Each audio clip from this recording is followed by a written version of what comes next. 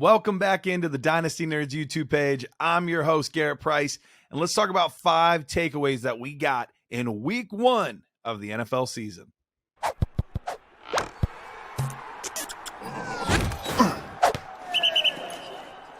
Week 1 of the NFL season has come and gone, and there are some things that we absolutely learned in week 1 of the season. Yes, it's time for overreactions and speculation. There's plenty of that, but I think that there are some things that are pretty concrete that we learned that we can act upon for our dynasty and just our regular redraft fantasy football action. One of the biggest takeaways I had is Sean McVay and Matthew Stafford.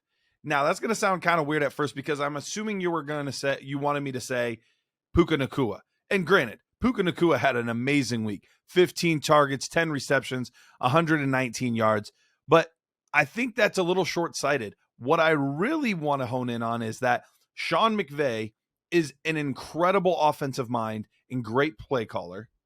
And 2, that Matthew Stafford is not washed. Because look, yes, Puka Nacua as a rookie had an awesome week, but Tutu Atwell had just as many yards, and we had some major concerns about him. This offense actually just beat the Seahawks, who were a really good team last year. The Geno Smith era, things were looking great.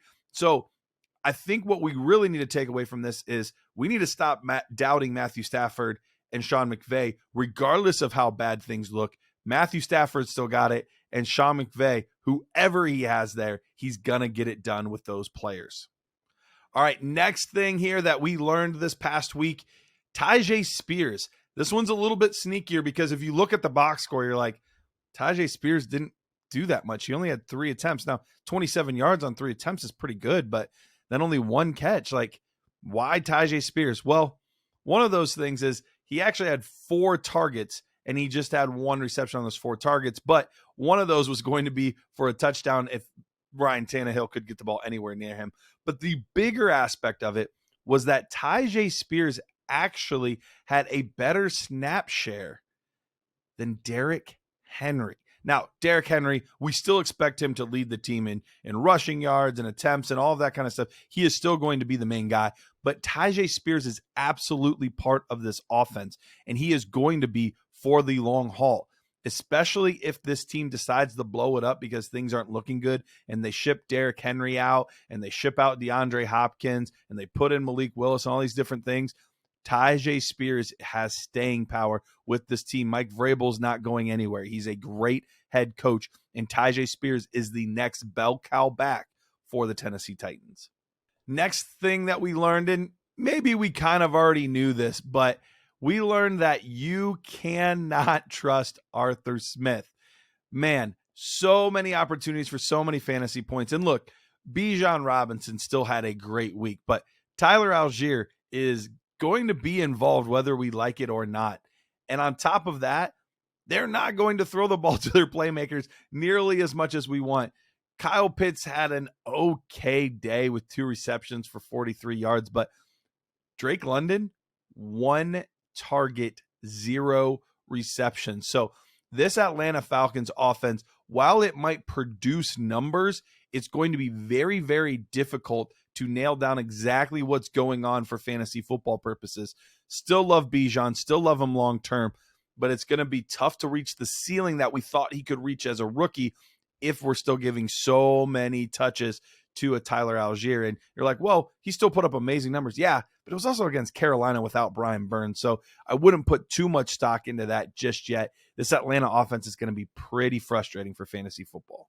All right, 4th thing we learned is that the unquestioned wide receiver 1 long-term for the Baltimore Ravens is absolutely Zay Flowers. In his first game ever, 10 targets. He also had 9 receptions on those 10 targets.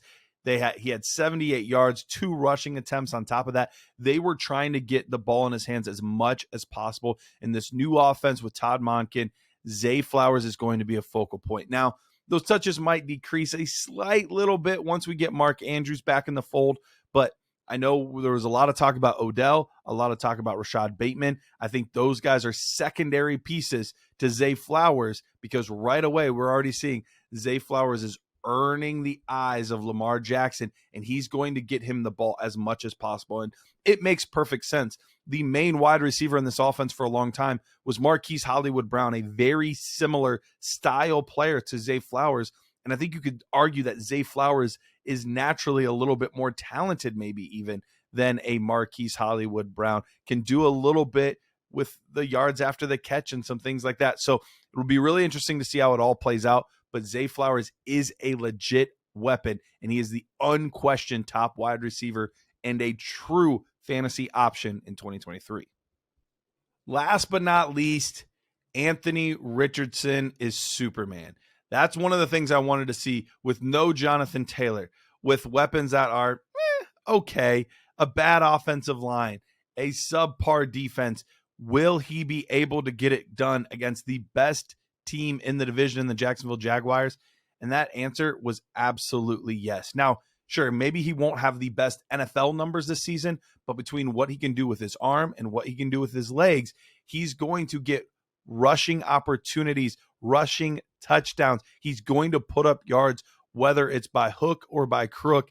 It's going to happen, and they're probably going to be down in a lot of games. So they're going to be counting on him late in games to be throwing the ball, running the ball, doing whatever he can to try to get this team back in a position to win. So it's not like they're going to be handing the ball off at the end of the games, running the clock out. No, they're going to be losing games. So right off the rip, Anthony Richardson truly is a quarterback one option for 2023 and potentially an elite option going forward. But what we learned is Anthony Richardson is already that guy.